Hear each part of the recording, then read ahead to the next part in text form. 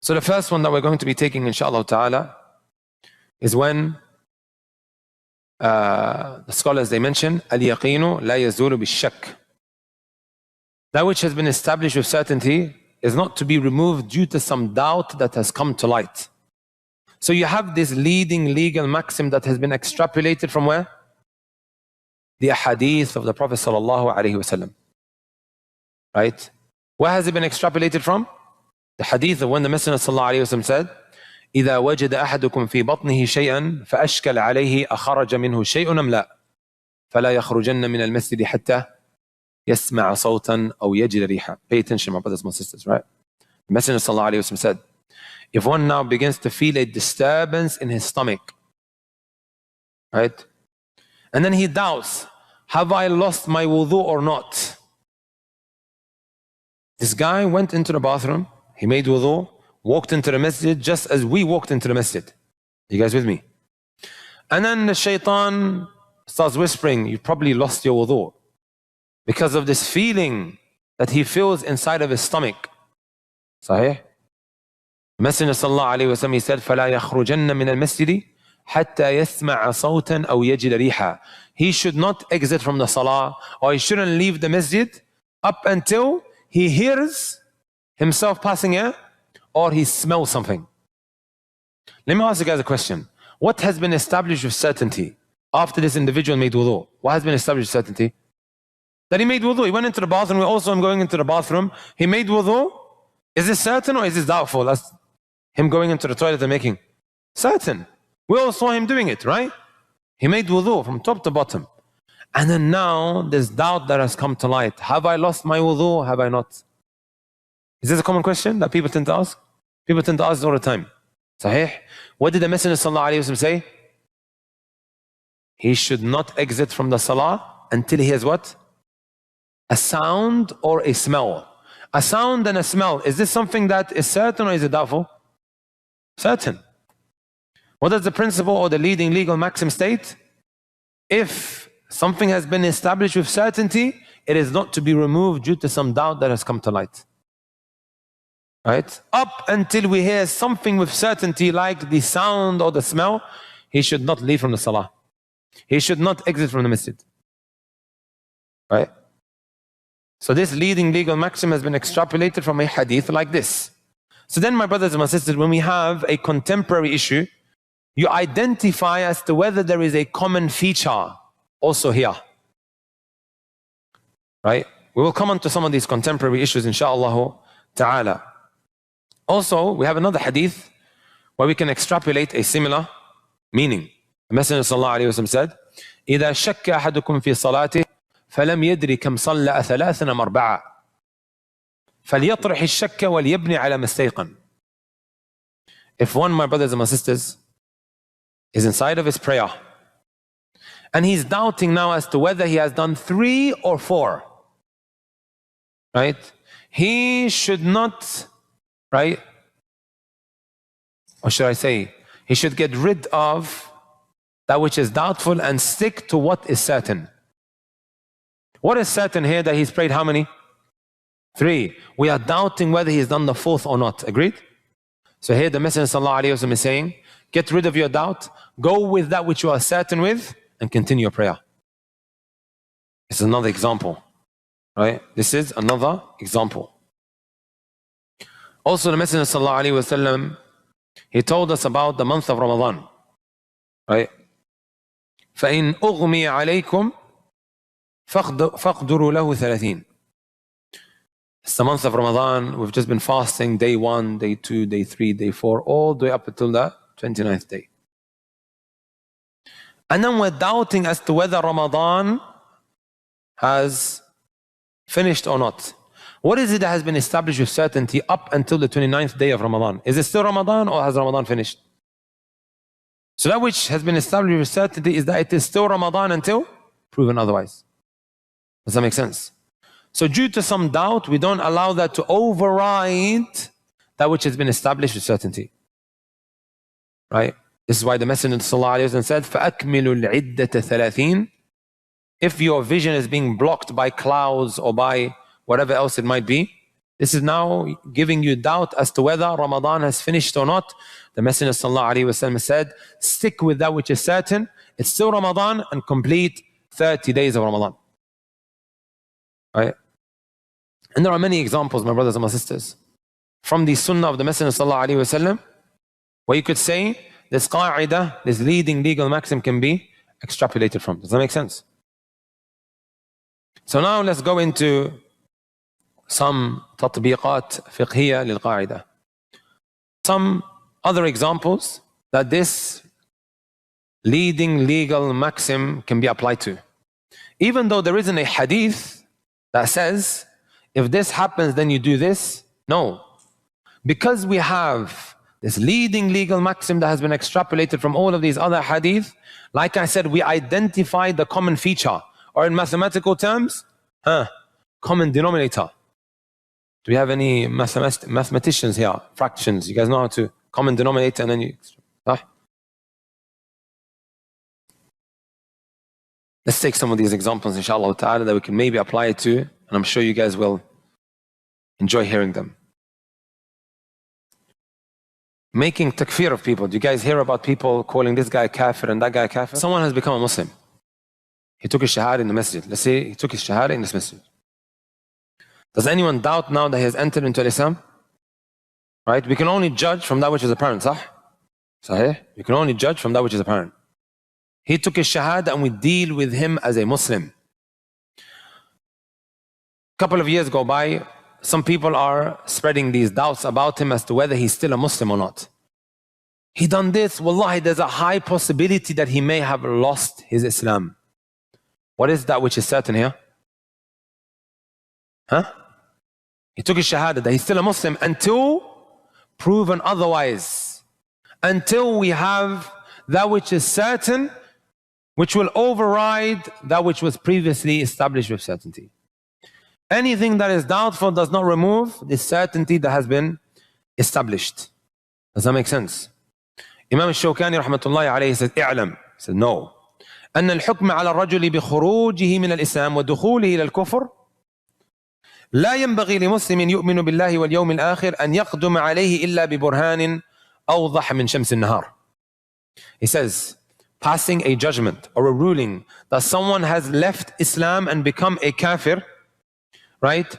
It's not appropriate for any Muslim that believes in Allah and the last day to carry out unless he has clear-cut proof that is more clear than daylight. Does anyone doubt that there is daylight outside? Is it dark, guys? Is it nighttime? I don't know, maybe you guys are seeing someone else. Is it daytime? Is it dark? Is it nighttime? Does anyone doubt it here? This is clear for everyone to see. أليس كذلك؟ بلى. Clear for everyone to see. The next leading legal maxim, my brothers and my sisters, that we want to take inshallah ta'ala is الضرر يزال, eliminating harm, or the elimination of harm. The Sharia, my brothers and my sisters, it came to remove the harm that one may be caused or one may cause to others. Right? If you look at the ta'rif of this is إلحاق مفسدة بالغير مطلقة, causing others harm, right, in all cases, right? Or sometimes what happens is one tries to bring about benefit for himself but causes others, right, harm when in the process of bringing himself some good. Like you're trying to do something for yourself that is good, but in the process of doing so you harm others. Right? I'll give you guys an example. You have some waste or some trash that you want to burn in your garden. Are you allowed to burn things inside of your garden? It's your garden, right? You want to get rid of it. You want to burn this waste. Are you guys with me? However, all of the ashes and the smoke is going to go into the homes of your neighbors. Is this bringing them benefit or is it causing them harm? It's causing them harm. Does that make sense? It is causing them harm. So you don't bring benefit to yourself, right? While in the process of doing so, you're causing harm to others. Does that make sense? So, in general, الضرر يزال, the elimination of harm. Allah subhanahu wa ta'ala says, وَلَا تُمْسِكُهُنَّ ضِرَارًا لِتَعْتَدُوا. You know you don't want to be with this lady. You don't want to be with her. So you divorce her. What's her waiting period? What's her waiting period? The waiting period of a divorced woman. 2 months, 3 months, 3 months. I think we got a couple of views here. اختلف العلماء إلى قولين. Scholars have differed and taken 2 different views. How many? Is it 3 months?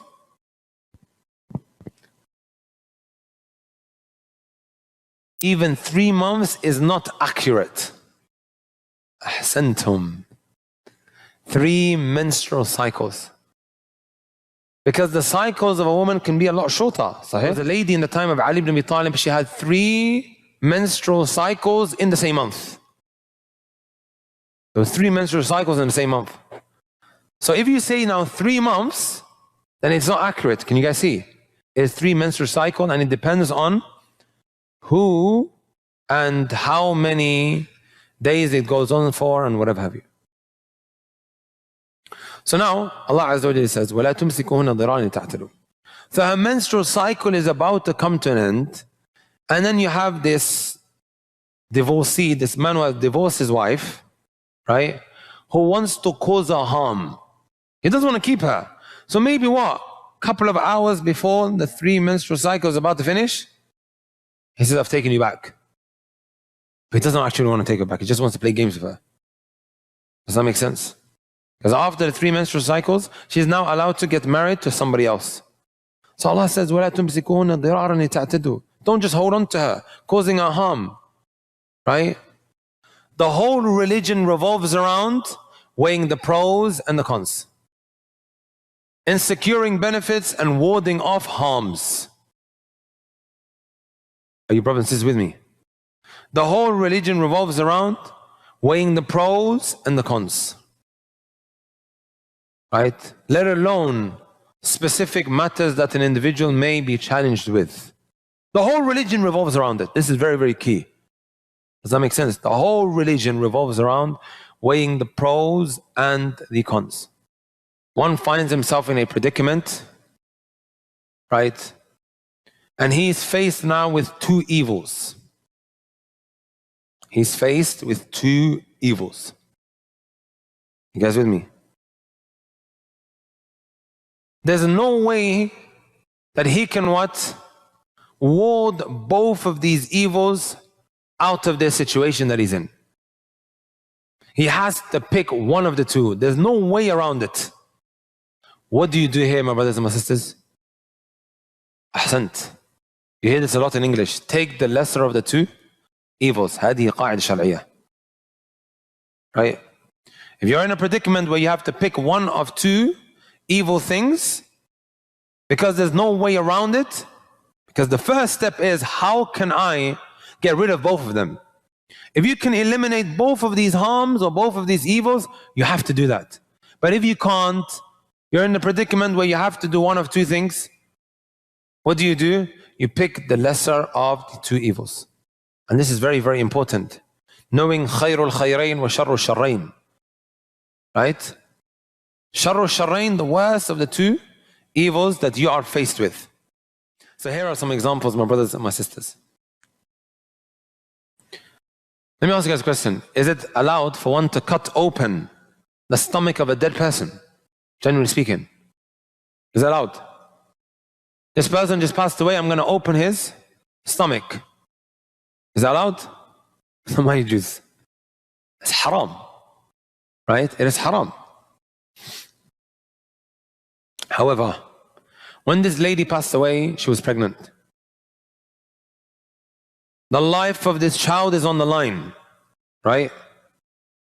The life of this child is on the line, my brothers and my sisters.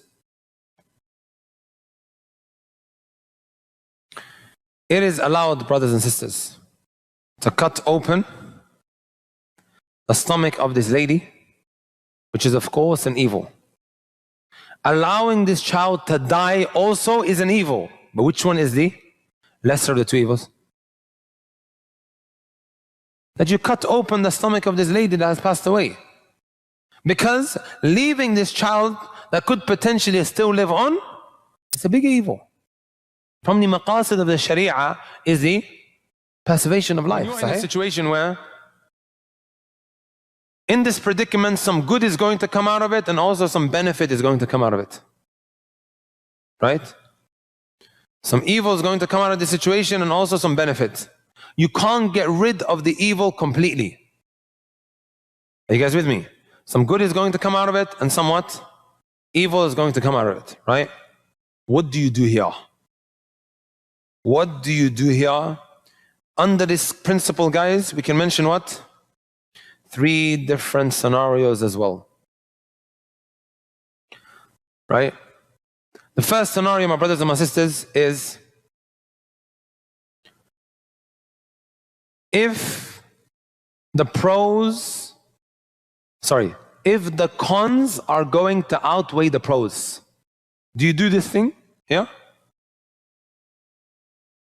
70% of that which is going to come out of this situation is bad, and 30% is good. Here, the cons, they outweigh the pros. The bad outweighs the good. Do you do this act? That's the first one, and I think we're clear on it. Second scenario, the good outweighs the bad. Actually, I'm going to come on to that. Wait, we'll make the number 3. You have the second scenario, which is 50-50. Good is going to come out of this, and also bad is going to come out of it. But it is like what? 50-50. ماذا تفعل هنا? Do you do it? Do you not? This is when we have this principle. درء المفسدة مقدم على جلب المصلحة إذا تساويا. Right? If we have this predicament, where there are pros and cons, good and bad, if it's like 50-50, what do you do here? You don't do it. That which you give precedence to is warding of the evil over acquiring that benefit. I think that's also like pretty straightforward, right? Then you have this third scenario, my brothers and my sisters. When you're in this predicament, good is going to come out of it and also bad. But the good, it outweighs the bad that will come out of the situation.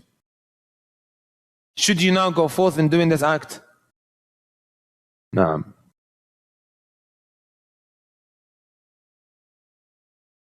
The next leading legal maxim. العادة محكمة. العادة محكمة. Norms, customs are authoritative.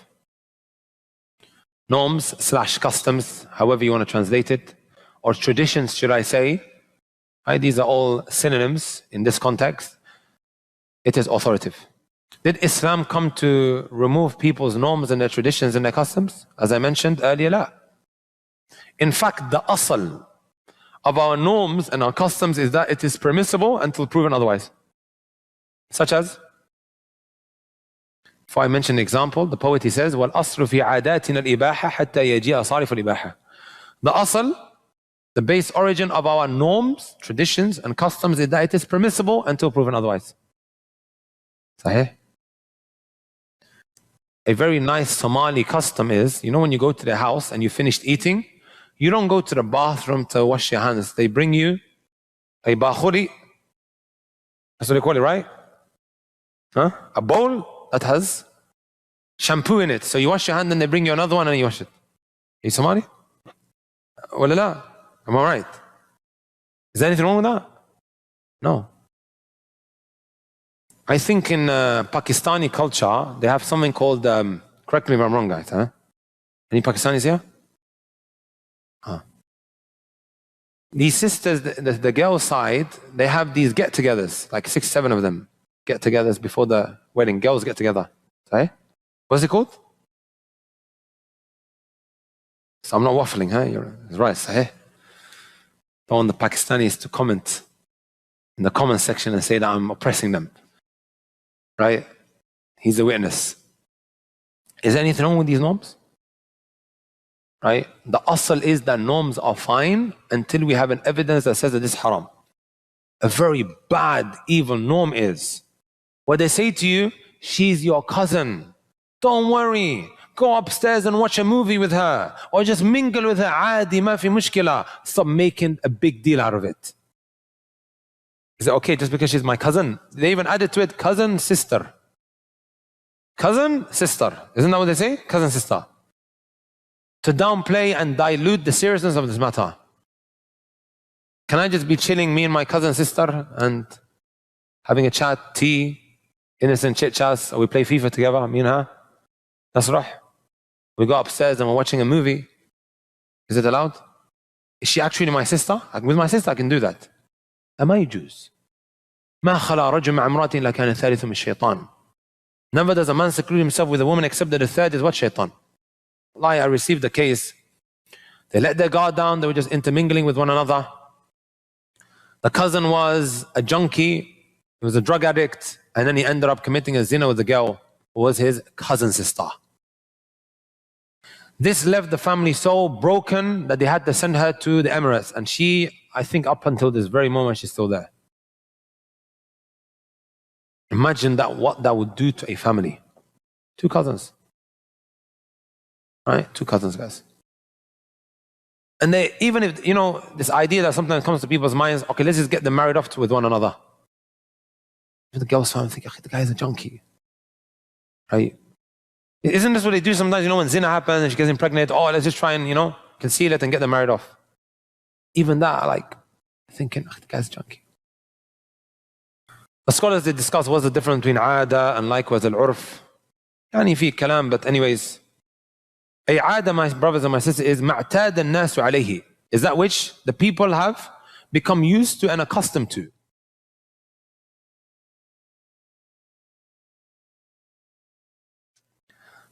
The fourth leading legal maxim, my brothers and my sisters, is what?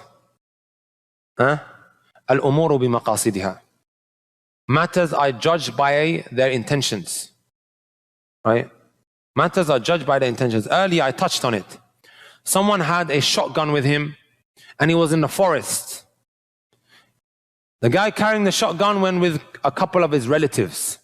And he was trying to what? Hunt down some animals. But he ended up killing one of his relatives.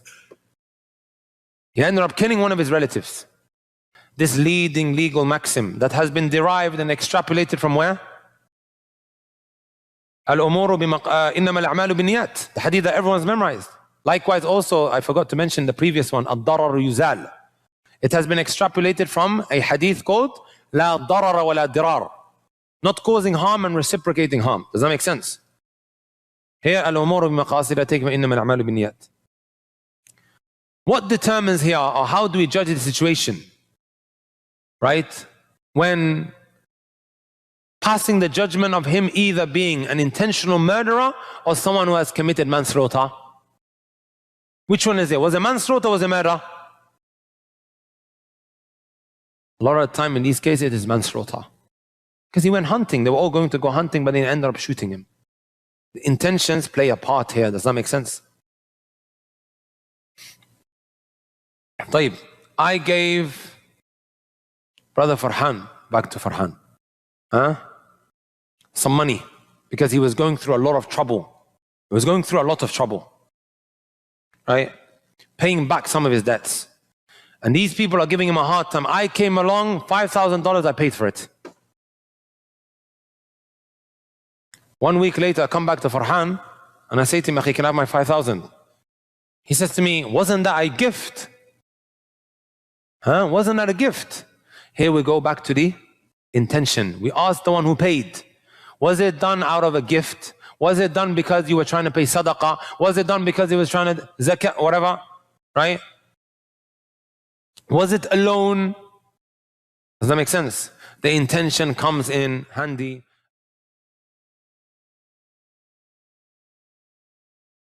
And then the last leading legal maxim, my brothers and my sisters, al-mashaqqatu tajlibu at-taysir. With hardship, it facilitates what? Ease.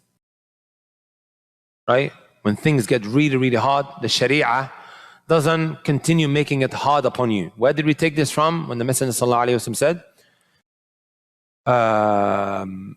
ما أمرتكم به فأتوا منه ما استطعتم. Anything that I have commanded you with, then try to do it to the best of your ability. فاتقوا الله ما استطعتم. Fear Allah to the best of your ability. Does that make sense? Right? If you have now a problem with your leg and you have to sit down in the salah, the Sharia makes it easy for you. You can't fast because of a sickness, the Sharia makes it easy if you can make it up later. However, we do need to elaborate on this, but the cameraman needs to go. Right? It's not just unrestricted like that, oh, I feel some hardship, then I'm going to go and do haram. No, it has to be within the parameters of the religion. Because we know when you come to the West, everything becomes maslaha, maslaha. Wallah, it's easy. No, there are boundaries, there are parameters. Does that make sense, my brothers and my sisters? Right? وهذا أمر مهم جدا.